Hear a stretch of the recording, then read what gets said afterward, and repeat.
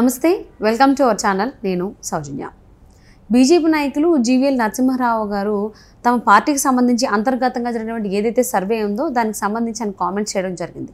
అంతేకాకుండా జనసేనకు కేటాయించినటువంటి గుర్తు ఏదైతే ఉందో గాజు గ్లాస్ గుర్తు, దానికి సంబంధించి కూడా ఆయన కామెంట్ చేశారు. మరి ఈ అంశాన్ని ఏ విధంగా చూడాలి, ఆయన మాటలను ఏ విధంగా అర్థం చేసుకోవాలి, మరి ఈ అంశానికి సంబంధించి మనతో మాట్లాడడానికి, వారి విశ్లేషణని మనతో పంచుకోవడానికి ఈరోజు మనతో పాటు ఉన్నారు senior political analyst KVV Prasad గారు ఉన్నారు. వారితో మాట్లాడదాం. నమస్తే ప్రసాద్ గారు. నమస్తే అమ్మా. బీజేపీ నాయకులు జీవీఎల్ నరసింహారావు గారు కొన్ని కామెంట్స్ చేశారు. అంటే వారికి పార్టీకి సంబంధించి అంతర్గతంగా జరిగినటువంటి ఏదైతే సర్వే ఉందో దానికి సంబంధించి, అండ్ దాంతోపాటుగా జనసేన గుర్తు అనేటువంటి గాజు గ్లాస్ గుర్తుకు సంబంధించి ఏదైతే ఇప్పుడు అంశం నడుస్తూ ఉందో దాని గురించి కూడా ఆయన కామెంట్ చేశారు.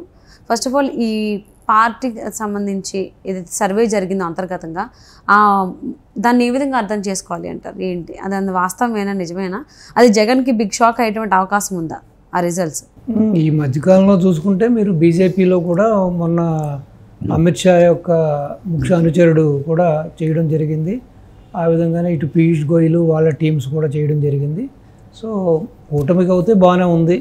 అది కాకుండా లాస్ట్ టైం కూడా చూసుకుంటే మీరు ఒక 20 days బ్యాక్ తీసుకుంటే దేశంలోనే అత్యంత ప్రతిష్టాత్మకమైన ఒక 11 ఛానల్స్ కూడా ఈ ఎంపీ ఎలక్షన్ల గురించి మొత్తం ఎంటైర్ కంట్రీ చేయడం జరిగింది. దాంట్లో కూడా కూటమికి మినిమం 17 నుంచి 23 స్థానాల వరకు కూడా గెలిచే అవకాశం ఉందని చెప్పడం కూడా జరిగింది. సో ఇప్పుడు రీసెంట్గా వీరు జీవీఎల్ కూడా చేసి ఉంటారు. సో దీంట్లో పెద్దగా మనం ఆశ్చర్యపడవలసింది ఏమీ లేదు. సో ఇదేమీ పెద్ద లేటెస్ట్ న్యూస్ కూడా కాదు ఇది. సో ఆల్రెడీ చాలామంది చేశారు. సో ఇది ప్రక్రియ మీకు జరిగింది. ప్రతి అనుక్షణము ఎలక్షన్ దగ్గరికి వచ్చే కొద్ది కూడా జరుగుతూ ఉంటుంది. సో డెఫినెట్గా కూటమికి అడ్వాంటేజ్ ఉంది, కూటమి అధికారంలోకి వస్తుందని చెప్పి సో ప్రతి సర్వే చెబుతుంది.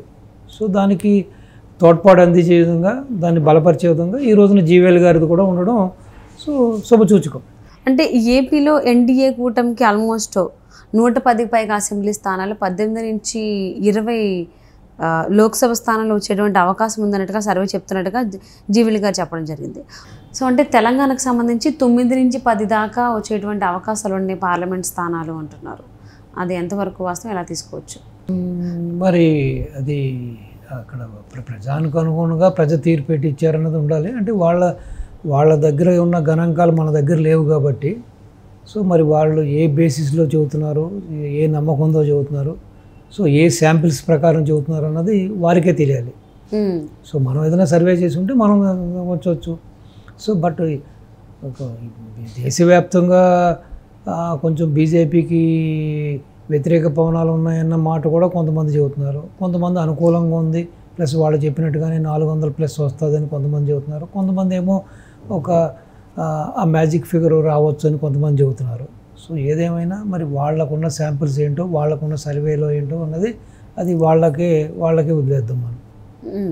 ఓకే, ప్రస్తుతానికి ఫైట్ కాంగ్రెస్ బీజేపీ మధ్యనే ఉందంటున్నారు ఇక్కడ. సో ఇటు టీఆర్ఎస్కి అయితే ఛాన్స్ లేదంటున్నారు. సో ఇప్పుడు ఇక్కడ త్రిముఖ పోటీ లేదు, దిముఖ పోటీ అంటున్నారు. కాబట్టి మేబీ వాళ్ళ రిజల్ట్ ప్రకారం నిజం అవ్వండొచ్చు. అదేవిధంగా మరి కాంగ్రెస్ కూడా చాలా కాన్ఫిడెన్స్గా ఉంది, మాకు కూడా 15 స్థానాల వరకు వస్తుంది అంటున్నారు. సో చూద్దాం, మన June 4th ఎలాగో రిజల్ట్ వస్తుంది కాబట్టి. అంటే తెలంగాణలో బీజేపీకి అంత క్రేజ్ ఉంది అనుకోవచ్చు అంటారా? క్రేజు ఉందంటే ఎక్కడో కొన్ని పాకెట్స్ అయితే ఉంది. సో బట్ వీళ్ళు చెప్పినట్టుగా అంత మరి అన్ని స్థానాలు కైవర్సం తీసుకుగా బీజేపీ ఇక్కడ బలంగా ఉన్నదా, బీజేపీ కేడర్ బలంగా ఉన్నదా అన్నట్టుగా నాకైతే పెద్దగా తెలియట్లేదు. సో కొన్ని పాకెట్స్ అయితే వాళ్ళు స్ట్రాంగ్గానే ఉన్నారు ఆ హిందుత్వ అజెండా మీద, లేకపోతే కొంతమంది ఆ అభ్యర్థులకున్న వాళ్ళకున్న ఆ యొక్క బలాబలాల ప్రకారం వాళ్ళకి ప్రజల్లో ఉన్న ఆ యొక్క దీని మీద ఉండొచ్చు. బట్ అంటే ఏపీలో అయితే ఖచ్చితంగా బీజేపీ 5 ఎంపీ 5 ఎమ్మెల్యే స్థానాలు గెలుచుకుంటుంది అంటున్నారు. మరి తెలంగాణలో మరి 9 నుంచి 10 అంటున్నారు పార్లమెంట్ స్థానాలు. అంతే ఉండొచ్చా, లేకపోతే ఏపీలో ఎలా అయితే 5 అంటున్నారు ఇక్కడ కూడా అంతే అయి ఉండొచ్చు అంటారా? అంటే ఏపీలో వాళ్ళు చెప్పినట్టుగా వాళ్ళకి అవుతే ఈవెన్ 0.1% కూడా లేదమ్మా, అక్కడ ఓట్ బ్యాంక్ లేదు. కేవలం ఇటు టీడీపీ జనసేన గంపగుత్తుగా ఓట్లు వేస్తేనే వాళ్ళు చెప్పిన సీట్లు గెలుచుకోవడానికి ఛాన్స్ ఉంది. సో కేవలం అక్కడ వాళ్ళకున్న ఓట్ బ్యాంక్ ప్రకారం చూస్తే TDP Janasena one side vote చేస్తేనే డెఫినెట్గా బీజేపీ వాళ్ళు ఏదైతే ఫిగర్ చూస్తున్నారో ఆ స్థానాలు గెలుచుకోవడానికి ఛాన్స్ ఉంది. బట్ ఇక్కడ అయితే ఓట్ బ్యాంక్ ఉంది, బట్ వాళ్ళు చెప్పినట్టుగా అన్ని స్థానాలు వస్తాయా అన్నది మనం చూద్దాం, వెయిట్ అండ్ సీ. రెండోది మీరు చెప్పినట్టుగా ఈసీ నిర్ణయం ఇది గాజు గ్లాస్ నిర్ణయం అని చెబుతున్నారు. ఏదేమైనా ఇప్పుడు ఈసీ నిర్ణయం అని చెప్పి చేతులు కడుక్కోవడం అనేది లేకపోతే చేతులు దులుపుకోవడం అనేది ఇటు బీజేపీ నాయకులు కూడా సమంజసం కాదు. ఇది ఎప్పుడు చరిత్రలో లేని విధంగా ఏనాడు ఎలక్షన్ కమిషనర్ ఈ విధంగా ప్రవర్తించలేదు.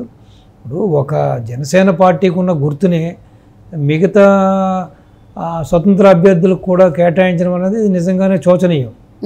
సో ఇది ఇప్పుడు చాలామంది చూస్తే గ్రామీణ ప్రాంతాల్లో పెద్దగా చదువుకోలేని వ్యక్తులు కానీ చదువుకోలేని వాళ్ళు కానీ వాళ్ళకున్న బండ గుర్తు ఏంటంటే టీడీపీ అంటే సైకిల్ అని, భాజపా అంటే కమలం అని, ఇటు జనసేన అంటే గ్లాస్ అని, కాంగ్రెస్ అంటే హస్తం అని. అటువంటిప్పుడు మరి ఇప్పుడు నిజంగానే ఇప్పుడు కాంగ్రెస్ పోటీకి ఉన్న చోట మిగతా స్వతంత్ర అభ్యర్థులకు కూడా హస్తం ఇస్తే అప్పుడు కాంగ్రెస్ పరిస్థితి ఏంటి? అలాగే టీడీపీ ఉన్న చోట్ల స్వతంత్ర అభ్యర్థులకు కూడా ఇంకొక సైకిల్ గుర్తు వేస్తే, అలాగే ఇప్పుడు భాజపా ఎలక్షన్లో ఉన్న చోట కూడా సో స్వతంత్ర అభ్యర్థులకు కూడా కమలం గుర్తిస్తే ఒకసారి ఆలోచించండి మీరు. సో ఇది పోలీస్ థింగ్, అది ఈసీ నిర్ణయం, ఈసీ తీసుకుందని చెప్పి అలా మరీ చేతులు దులుపుకునే కన్నా ఏదో మొత్తం మీద ఏదో మతలబ్ ఉంది దీన్ని, అది ఏంటన్నది చూడాలి, దాన్ని రెక్టిఫై చేయాలి. అంటే కన్ఫ్యూజ్ చేయడానికి ట్రై చేస్తుంది అనుకోవచ్చు ఈసీ. అంటే జనసేన పోటీ చేసే చోట మాత్రం జనసేనకి అది కేటాయించబడుతుంది, జనసేన పోటీ చేయని చోట్ల మాత్రం గాజు గ్లాస్ని కేటాయిస్తూ ఉంటున్నారు. ఆ ఎఫెక్ట్ ఖచ్చితంగా రిమైనింగ్ ఏదైతే కూటమి పార్టీలు ఉన్నాయో వాటి మీద పడుతుంది కదా. ఇవాళ మీరు లేటెస్ట్ కోర్టు తీర్పు చూసుకుంటే ఓన్లీ జనసేన ఎక్కడైతే 2 పార్లమెంటు స్థానాలకు పోటీ చేస్తుందో ఆ పరిధిలో ఒక 14 అసెంబ్లీ స్థానాలు కూడా వస్తున్నాయి. అక్కడ మాత్రమే మేము వేరే వాళ్ళు కేటాయించమంటున్నారు. మరి మిగతా చోట్ల జనసేన ఒక 21 స్థానాల్లో ఎమ్మెల్యేగా పోటీ చేస్తున్నారు జనసేన అభ్యర్థులు. మరి అక్కడ మళ్ళీ స్వతంత్ర అభ్యర్థులు కూడా గ్లాస్ ఇస్తామంటున్నారు. ప్లస్ అలాగే కూటమి అభ్యర్థులు చేసే చోట కూడా అదే గ్లాసు స్వతంత్రులకు ఇస్తున్నారు. అసలు ఇది ఎంతవరకు సమంజసం, ఇది ఎంతవరకు న్యాయం, అసలు ఇది ఎక్కడి రూలు, ఇదేంటో నాకైతే పాల్గొవట్లేదు. ఇది కేవలం మరి ఏదైనా ఒక అదృశ్య శక్తి ఈసీని కంట్రోల్ చేస్తుందా, ఎందుకు ఈసీ ఈ విధమైన ఒక విపరీతమైన పోగడలో పోతుంది అన్నది ఇది అందరూ కూడా ఇది ఆలోచించిన విషయం. కోర్టులు కూడా దీని మీద యాక్షన్ తీసుకోవాలి. సో బీజేపీ సీనియర్ నాయకులు అంటే జీవీఎల్ నరసింహారావు గారు తమ అంతర్గత సర్వేకి సంబంధించి కొన్ని కామెంట్స్ చేశారు. సో అవి ఎంతవరకు జరుగుతాయి చూద్దామండి.